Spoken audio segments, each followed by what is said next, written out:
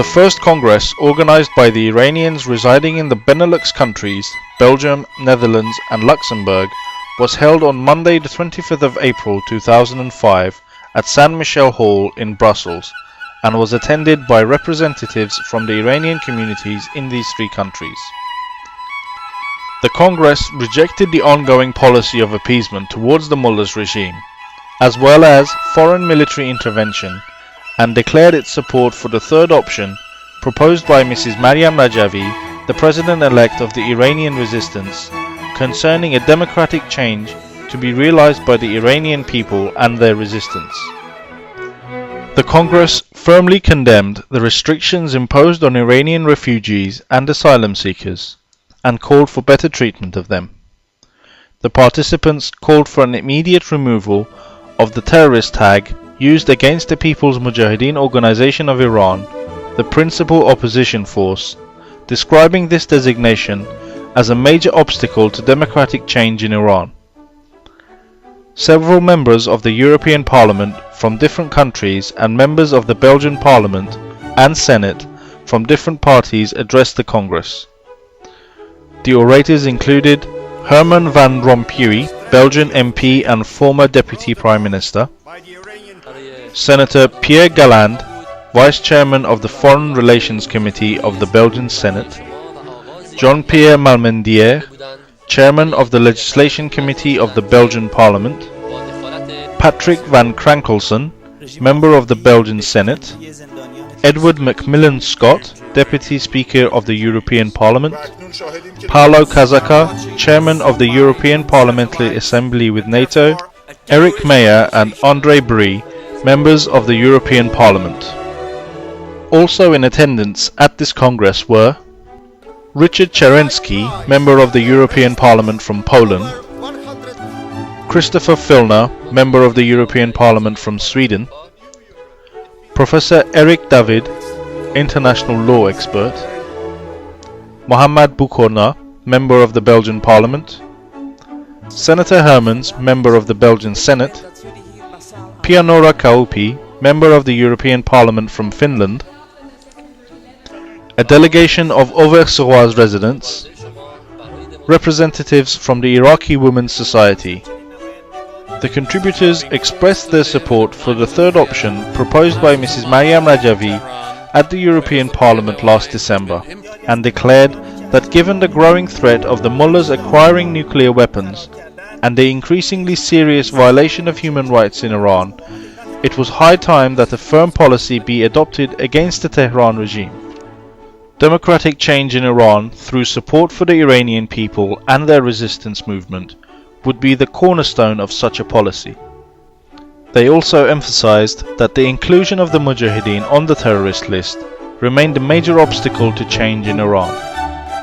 At this Congress, Dr. Abdullah Al-Jabouri, former governor of the Iraqi province of Diyali, read out a statement by more than 2.8 million Iraqi citizens condemning the mullahs meddling in Iraqi affairs and declaring their support for the PMOI and its resistance.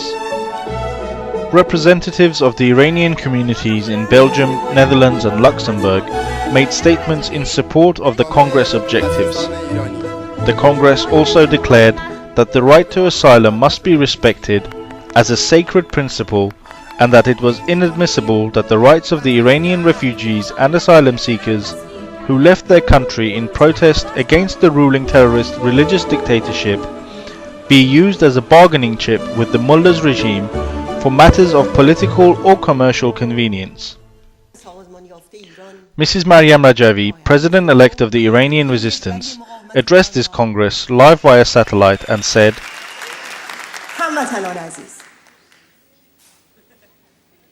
امروز خواسته و آتش سوزان عموم ایرانیان آزادی است. این گوهر بی همتا یعنی آزادی و دموکراسی با مبارزه بی امان و همبستگی ملی به دست می آید و این همان توانایی شگرفی است که در دستها و اراده ها و قلب های شماست.